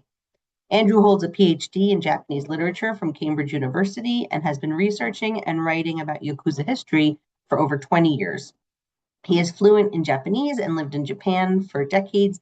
In his research for this book, he's able to access rare and obscure sources in the original Japanese and consult with current and former Yakuza members, and much of the material in this book appears here in English for the first time. Next is The Forest Year by Ethan Tapper. Tapper's first book, How to Love a Forest, offered a pragmatic and hopeful vision for our relationships with forests and other ecosystems. His new book, The Forest Year, follows his forest through 1 year of life. The book explores flowers, birds, forest ecology, biodiversity. It also reflects on stewardship, community, and what it means to be rooted in place. This book will encourage readers to think deeply about where they live and who they are. And next is Yoruba mythology. Yoruba mythology is sacred to the religion and culture of the Yoruba people of West Africa and millions in the diaspora in Brazil, Cuba, and beyond. This is to date the most comprehensive published collection of more than 300 myths of this ancient, profound, and beautiful storytelling tradition. The authors are uniquely qualified to impart these stories, having spent decades learning, collecting, and studying them. Next up, we're switching over to fiction with something very different. In the Woods They Wait. 15 years ago, Audrey Figg's little brother, Benny, vanished on a family vacation to Devil's Den State Park. Now, Audrey is a park ranger in these very same woods and has found a rhythm to her days, training new rangers, tending to injured hikers, protecting the backcountry, and still searching for her brother. When a little girl, Ivy, suddenly goes missing on the trails, Audrey can't help but notice the similarities to her own brother's case. As Audrey widens the scope of her search, she begins to believe Ivy wasn't merely lost. It's possible she and Benny were both taken by something vicious and unnatural that lives deep in the Ozarks. This is literary horror for fans of Nat Cassidy's When the Wolf Comes Home or Lucy Rose's The Lamb. Next, if you want something a little bit more cozy, we've got Murder at the Movies. We have a very extensive partnership with Turner Classic Movies, and now one of their on-air hosts, Alicia Malone, is launching a series of novels. There will be more cozy mysteries to follow every season for the next few years. When Audrey Sullivan moves to Pine Island to take over her family's theater, not everyone is thrilled with her arrival. A mysterious note is left at her doorstep telling her to return to LA. And while she's a little bit spooked, she is determined to make opening night a success. But when the movie ends, Liam Ross, a wealthy and ruthless real estate developer, is found dead in the theater. With the theater's future on the line, Audrey takes it upon herself to solve Liam's murder. But in a town where everyone is a suspect, where does she even begin? Next up, we have The Tulip Poplars. This is based on a story of one of Silas House's ancestors. It's a new novel that takes us from New York City to southern cities to Appalachia and spans most of the 20th century. It centers on 4 people trying to find happiness in a world that demands conventional choices. Silas House tells a deeply intimate story of faith and doubt, race and class, sexual desire, and the longing to be good when you've been taught that you are evil for loving who you love. Next, I'm very excited about The Glacier's Guide to Dying. I absolutely loved Michelle Porter's debut novel, A Grandmother Begins the Story, which I cannot recommend highly enough. And it was also a library reads pick.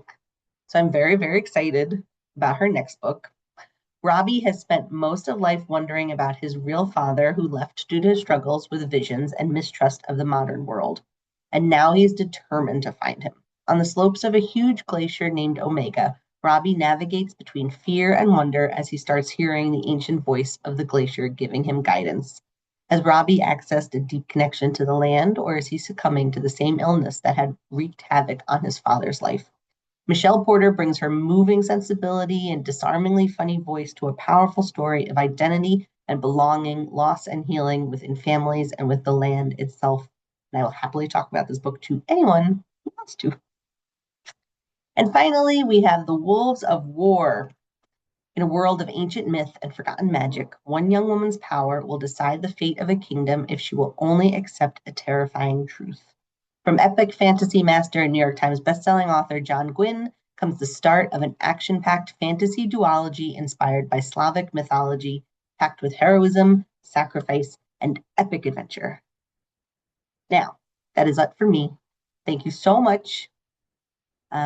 If you are interested, we have a book club catalog online, and it has lots and lots of fiction and nonfiction titles with tons of discussion questions to help you talk about these books in your book clubs.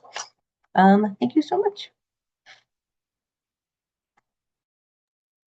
All right. I am the last presenter today, I believe. Yes. Okay. But excited to chat with you about some big books coming from you soon, from your friends at Source Books. Next slide, please.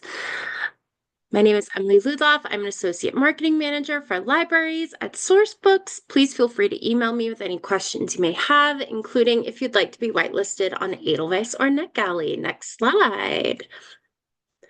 All right, starting with some mystery, thriller, and horror titles. Next slide. John Tucker Must Die meets the final girl support group in this biting slasher. If you are a fan of the Strangers movie franchise, this is the next book you need to pick up. But when 3 women discover they've been dating the same man, they plan revenge at a remote mountain cabin. But their scheme turns deadly when their boyfriend is found murdered. Did one of them kill him, or is there something else lurking in the cabin?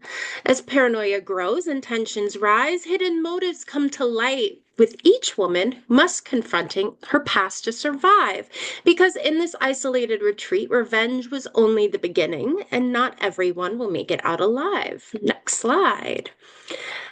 All right, from the author of Julie Tudor is Not a Psychopath, comes a twisted new thriller following one couple who will do anything to get away with murder, even frame each other. Daisy Dixon is ready to leave her abusive husband when everything goes wrong. One night, she accidentally hits a man with her car, with James, her husband, in the passenger seat. Instead of calling for help, James convinces her to bring the man home.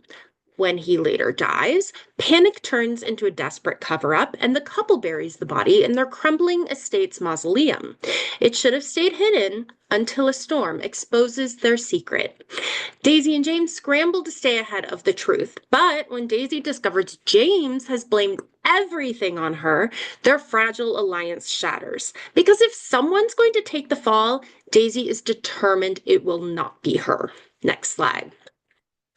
All right, a claustrophobic, heart-pounding horror novel from the mind behind the Magnus Archives. This is perfect for fans of Dungeon Crawler Carl and Black Mirror. During a record-breaking heat wave, 5 strangers on a London Underground train witness something horrific. And then they forget it entirely. Bound by the shared gap in their memory, they begin to investigate. Beneath the city, something ancient and hungry is moving through the tunnels. As they piece together what they saw, they realize the danger is far from over, because whatever is lurking below feeds on more than fear, and it is not finished yet. Next slide. Okay, for a total change of pace, now we're going to talk about some romance. Next slide. Most Ardently Yours is a charming high-concept romance where a devoted Austen fan accidentally summons Mr. Darcy into modern London and must decide what a real happily ever after looks like. Zoe Knight has sworn off men, but she has not sworn off romance, especially the fictional kind. When a frustrating encounter in a London bookshop leads her to swipe a copy of Pride and Prejudice, she has no idea that it's magical. One accidental reading later, and Mr. Darcy himself steps straight out of the pages and into her life. As swoony chaos ensues, Zoe is forced to question whether her perfect book boyfriend can live up to reality, and what his presence means for the story he left behind. With help and resistance from the grumpy shop owner Nick, this witty, heartfelt romance explores fantasy, love, and choosing your own ending. Next slide. Right, in Ravenous, beyond the mortal world lies a realm ruled by vampires, witches, demons, and wolves, all locked into endless conflict. As the ancient ascension begins, old rivalries reignite and dangerous fated bonds emerge. Meanwhile, a forbidden romance between enemies threatens to change everything. This is full with intrigue, violence, magic, passion. It plunges readers into the world of immortals, where desire and destiny are impossible to escape. Next slide. All right. Mia Tyler is determined to uncover the truth behind her sister's death by getting close to Aidan Fox, ruthless president of the Disciples of Sin Motorcycle Club. But with her brother tied to rival club, the Hounds of Hell, Mia's secret could put her life in danger. Aidan, a former Navy sniper and hardened club leader, trusts no one outside his brothers. Yet Mia quickly becomes impossible to ignore. As attraction grows and secrets unravel, Mia discovers Aidan may not be the monster she believed him to be. Next slide, please. All right, The Dark in Her Veins is a noir romantic fantasy where every crime leaves a mark. Literally. Sin causes blood rot, a wasting disease that kills the poor while the rich pay others to sin for them. Talon Keller knows this world well. As the prophet's enforcer, she does the dirty work that keeps his hands clean, even as blood rot eats away at her own body.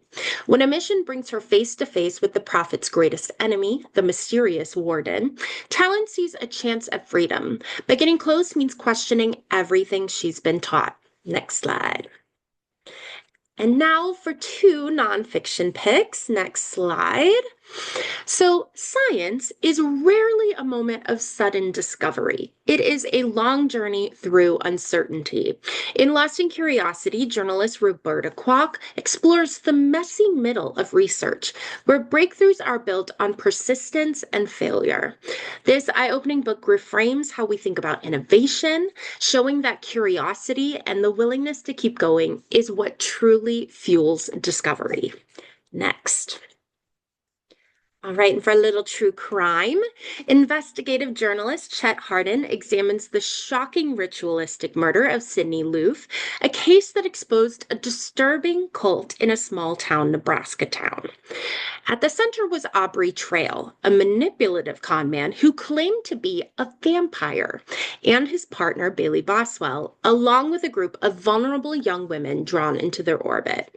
Blending true crime and psychological insight, the vampire's cult explores the forces that enable manipulation and the devastating consequences of charismatic power. Next slide. All right, and that is all the books I have for you today. But please feel free to reach out to me if you have any questions, and do not forget to vote for library reads. Thank you all so much. I hope to see you guys at ALA next month. Thank you so much, everyone. This was a great couple of hours of books. Be sure to check out the email we'll send with all of the information you need in the recording. So have a great rest of your day. Yeah, TBR is huge. I agree. Thank you.